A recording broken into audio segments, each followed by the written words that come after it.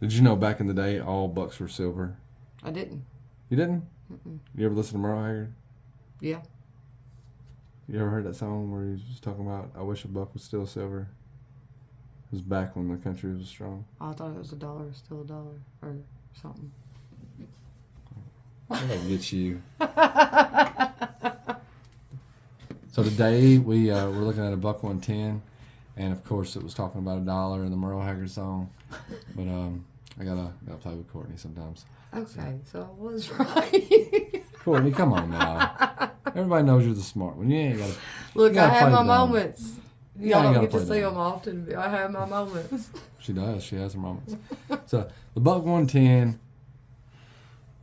Tell us about the history of it. Go ahead. In the 1960s, it come out. I thought it come out in the 50s. It was created in the late 50s. Okay, created in the Come late out in the 50s. 60s. Okay. And it was their answer to everyone cutting their fingers with slip joints. That's true. It's a true story. So they put a lock on it. Okay. It Okay. saved fingers. So the buck 110, we'll get this 560 out of the way. But the 110 was the go-to knife for the police departments until 1987. What happened in 1987, Courtney? Okay, all right. So The this Spyderco? the Spyderco. I don't know. I don't know Fuck when they come yeah, out. that's when it happened, man. I was just guessing. So the Spyderco come out with their first knife called the work knife. I believe is just what it was called, the work knife, and it didn't have a pocket clip on it. It was carried in a sheath or just in your pocket, but very similar to this. You put it on your belt. Police department, Wanted something they could clip. dude, like they were like the Spyderco is much easier to access. It's faster because it's it was a faster deploying knife. Police departments wanted them. They wanted them everywhere. So the same year that the police department started bringing in Glock from Austria, and they did that because of what was going on in Miami. The cocaine wars and all that stuff. They started bringing in Spydercos to replace the bucks, and Sal Glisser from Spyderco obviously was the first person to use a pocket clip, and Okay. it just made it easier. Like the police didn't have to unbuckle To get to belt it, sheath yeah. to get to their knife, and it Or just dig in their pocket.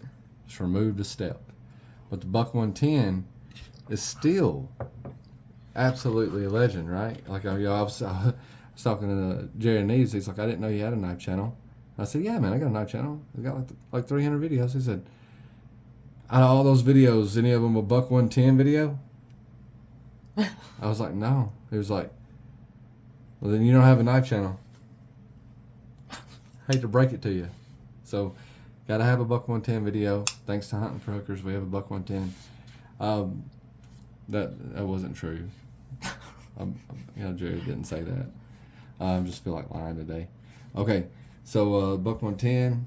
Well, speaking of Spyderco, we'll throw out a paramilitary too, just for size comparison. So it's got some length, on the Spyderco. It's a heavy dude. It's got some weight. It does.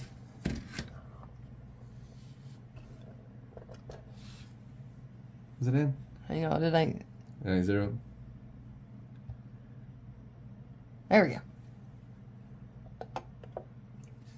7.2 ounces. And while we have the scale out, I will throw the 560 up there. This is a very thin version of a buck 110, but it's in the same steel. There's nothing special about the steel. It's 440, believe. Yeah. Well, I don't know. I'm sure it's 420 HC or 440 or something like that. It's 4.4 ounces with a titanium lockback. But I can see how the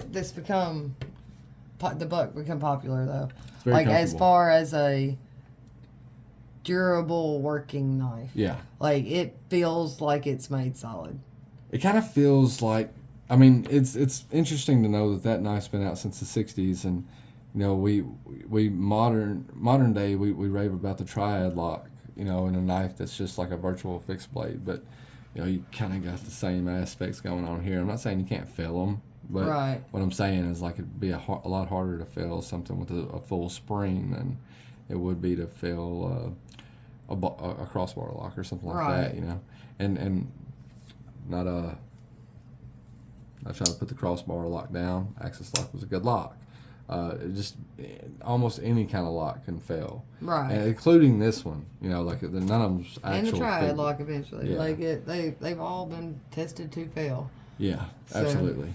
But that's yeah, me too, man. Like you gotta. I'm not sure. This isn't my knife. Don't judge him. Oh God Almighty. Yeah. It cuts. Nice hollow grind. I do. I like the 560. It's beefy and it feels like you're gonna be able to do whatever you set out to do with it. Right. Does have a slight recurve. Not like a Yeah. extreme recurve, but a very slight recurve. Mm-hmm. I see that. Okay.